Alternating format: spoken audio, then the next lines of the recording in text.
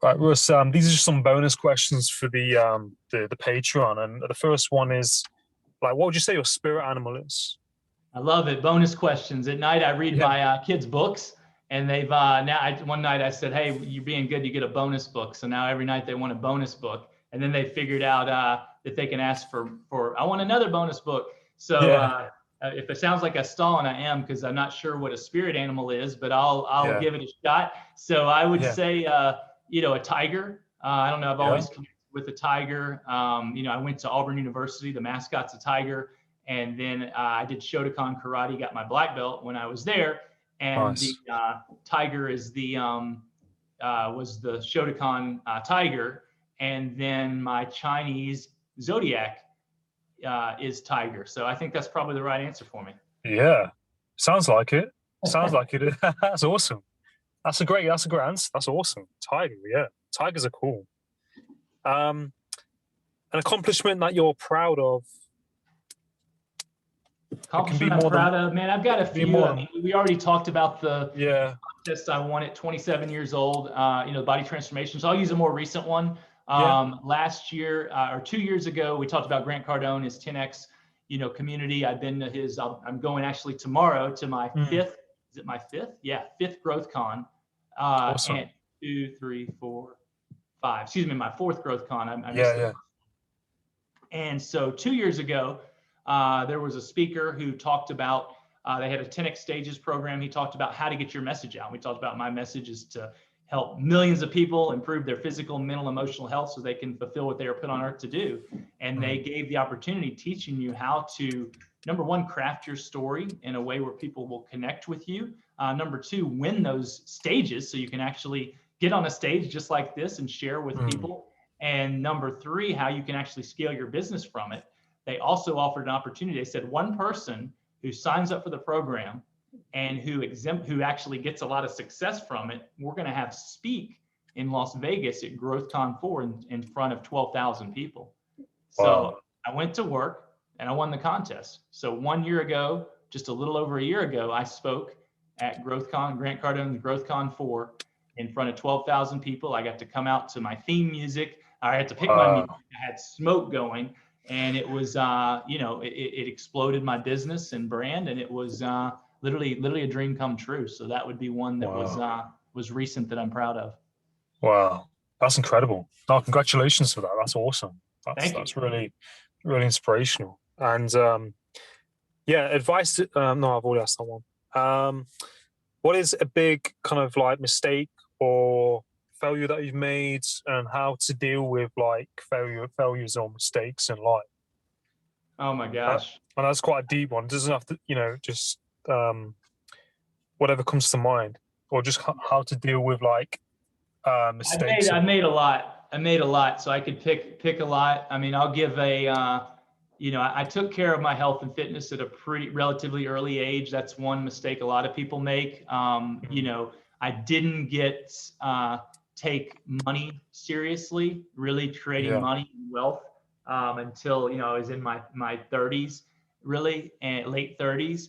So which realizing now, like having freedom, people want freedom to do what they want. Well, if you start early enough and you focus on investing and delaying gratification, then you can have that freedom, a lot sooner mm, than if you don't, or, a lot of people will never have it. So that would be one. And then, so I've been over the past, 10 years, extremely focused, not only on, making money and growing my business, but not blowing that money and yeah, investing it in the income producing assets. But along that time, another mistake I've made is investing in things that seem too good to be true, yeah, trusting people without doing my due diligence because they were too good to be true, and losing that money. Now, how do I get over it? I think is the more important question because we all make mistakes along the way.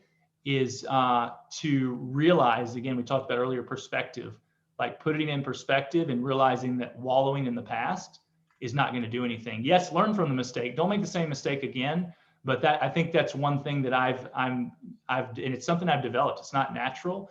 Is I get over things really, really quickly. It's not that mm, things don't bother me. It's not that it doesn't get me down. But one of my mentors now talks about accept accept the situation. This is what it is. Acknowledge it. Or excuse me, acknowledge first. Okay, this is what it is. Accept it. Here we are. Now, get over it and go take action to get where you want to get. Mm. No, I love that. I think that's a really great advice and great way of moving forward from situations and, bouncing back quickly and not kind of like sitting in or whatever happened, Um, and what are you afraid of? Or, what makes you feel fearful, if that makes sense, or a fear? Yeah, I mean, fear, I heard something interesting kind of recently that, if you're not brave. Being brave is only possible if you're afraid. If you're not afraid of it, it's not being brave. So I am afraid of a lot of things, but I do it anyway. But I would say heights. I really don't like heights. Yeah. So that made me realize that I needed to go skydiving. I did that about 10 years ago. I almost passed out on the way up. The guy that I was going tandem with, Wow. he knew I was nervous and he tried to scare me. And he said, "Oh, you're way taller than me. If you start out flying me, you're going to make us wreck. So I'm just going to cut you loose and all this stuff." But I did it. I didn't pass out. I didn't die. But I don't like heights. Yeah. No, I think a lot of people can relate to that. And I think I can be the same as well. I think as well, like if I'm in a high place, I know I'm not too bad, but if I start overthinking it, then it starts playing on my mind. I think if I'm on a plane, then I sort of realize how high up I am. I start overthinking it. But yeah, it's great that you did the skydiving though. I think that's overcoming it and just making that's probably one of the most scariest things you could do if you're afraid of heights. So congratulations for doing that. And yeah, and the normal. It's funny. Once I jumped, it was just like, who you guys have been skydiving can relate. It's not scary anymore. It's just like you're flying. It doesn't feel like you're falling. It feels like you're flying. So it's a good lesson. yeah, Things are never as bad as we build up in our mind. Usually never yeah, as bad as we think. But for me, like it's more like the normal plane doesn't really bother me. It's more like being on a high building with a balcony. And I always feel yeah, like I'm just going to fall over the edge. And I don't know, maybe it's because I'm so tall. So like for a normal person, and maybe it's up to their chest or their waist, and for me it's like up to my knees. So maybe there's some logic to my fear there. yeah, yeah. It could be. You just got a few more inches ahead of someone else, so it's a lot higher up. Yeah. Yeah, no, I really appreciate you answering these questions. As I said, I've never done these before, and this is for the Patreon. And yeah, really, really appreciate you answering them truthfully. Yeah, my pleasure, bro. Always great talking to you, Adam. Cheers, Russ. Thank you.